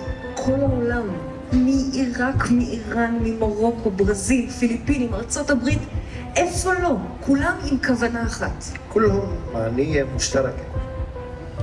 שלום במזרח התיכון. סלאם בשרק אל-אוסט. דוקטור בהדורי מאינדיה, מהודו, מבקש לברך אותנו. Good wishes to you and to everyone. Blessings and love to Israel and all surrounding countries. God bless you all. Is Jerusalem on? Jerusalem is on. there. Yes. Hi, Jerusalem. We have people from so many different countries. Saudi Arabia. Yes, there they are. We've got the UAE. We've got Abu Dhabi. Let's see you. And we've got Tunisia from Tsipi. We've got Bahrain. We've got Kuwait City. We have Jordan. Amen. Yeah. Oh, the loud ones from Jordan. And we've got Oman, Muscat. So we have people from all over the Middle East coming together, Arabs and Israelis, for a historic event. And we also have many thousands of people from all over the world participating on YouTube. One of the people responsible for this event is Dr. Salah Al-Rashed. And thanks to him, we are broadcasting in Southern England in Smartway Studio. So are you ready to begin now, everybody? एक चिंतन करिए कि एक स्वर्णिम आभा इस पृथ्वी पे चारों ओर फैल रही है. Our intention is to lower violence and restore peace in the old city of Jerusalem by at least 10% or more. Imagine it with your 5 senses. See people putting down their weapons. See people restoring peace there. See people hugging each other, hugging strangers, reaching across the aisle.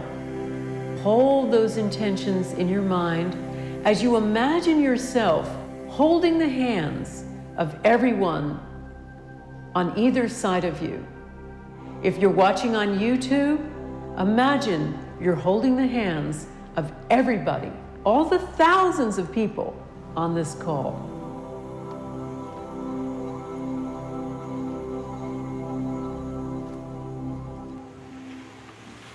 Can you feel the connection?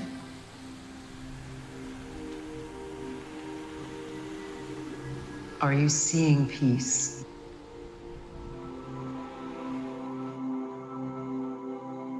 In your own time, open up your eyes and come on back into the room.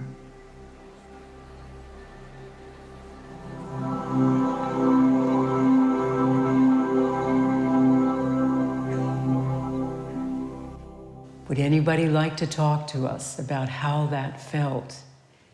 Yes. So we have someone from Amman. Amman.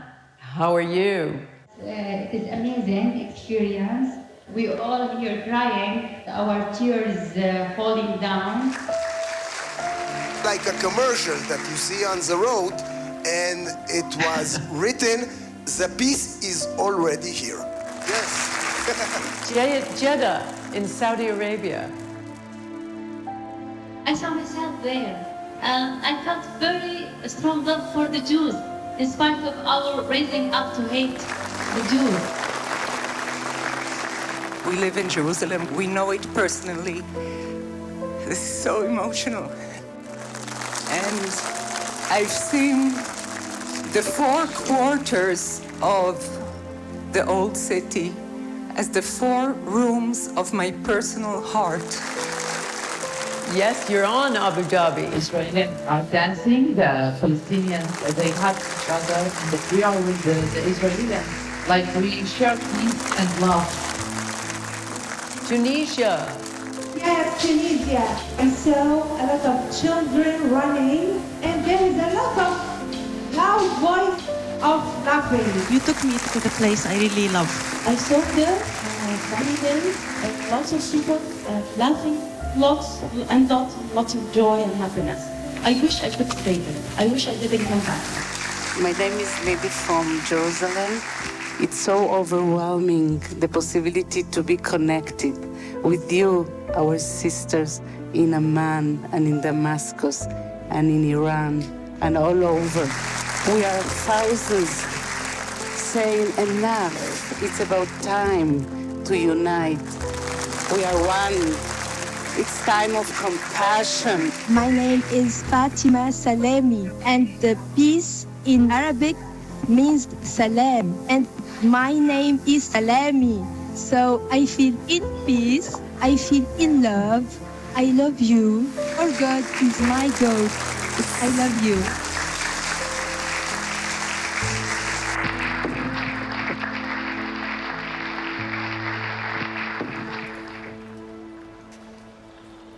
I was unable to come here, so I asked my son to come to Jerusalem and to have this measurement. The moment when signal increased was at Jaffa Gate, and it was after people finished meditation. There is no war between us. There is only love. Number one, it was beginning of the experiment. But then after they had this collective meditation, it increased tremendously, really big difference.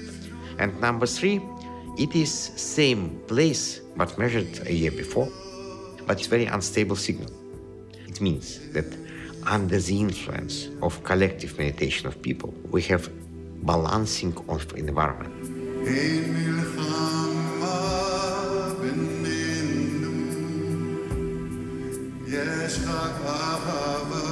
What did the water respond?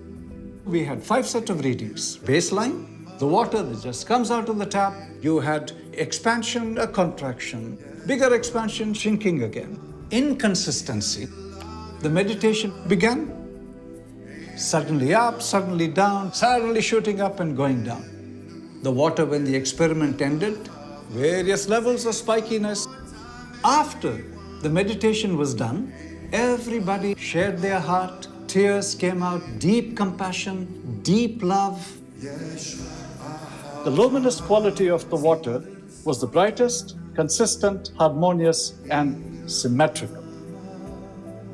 Woke up in the morning, there's various ups and downs. It went even lower than the baseline. And why?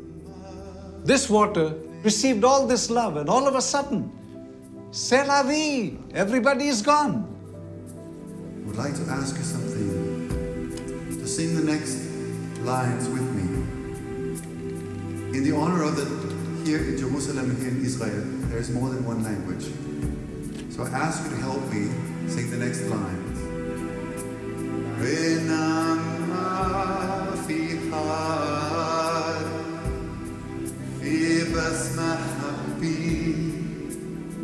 Sing it again. When Dr. Baduri started chanting, instruments Sputnik staying in the same room was able to detect decrease of parameters. When he started silent meditation, it was even much stronger. When people meditate, it decreases the level of radioactivity, it decreases the level of noise, electromagnetic noise, and it makes everything much more harmonized. You can sing both, come.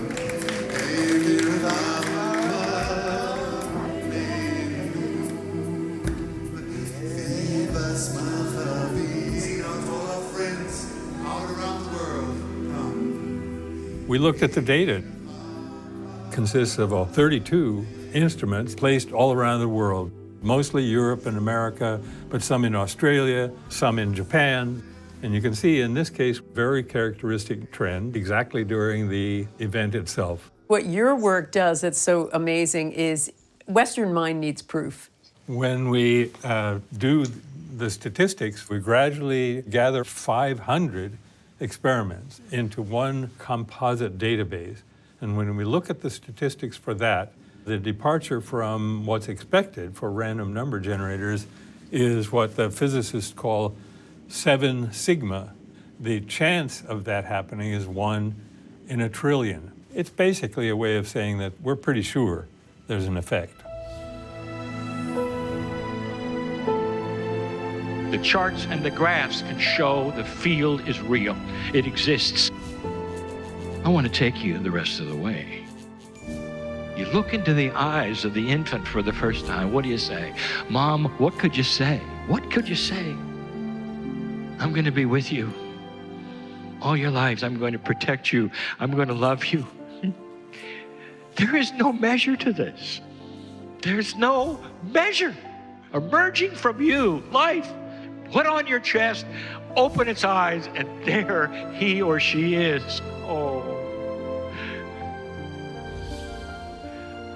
The scientists can't go there with the charts and the graphs and all that they have, but I can, you see. You came for science, you're getting love. And then you find out that love may be a complement of science. That's why I came. Perhaps that's why you came too.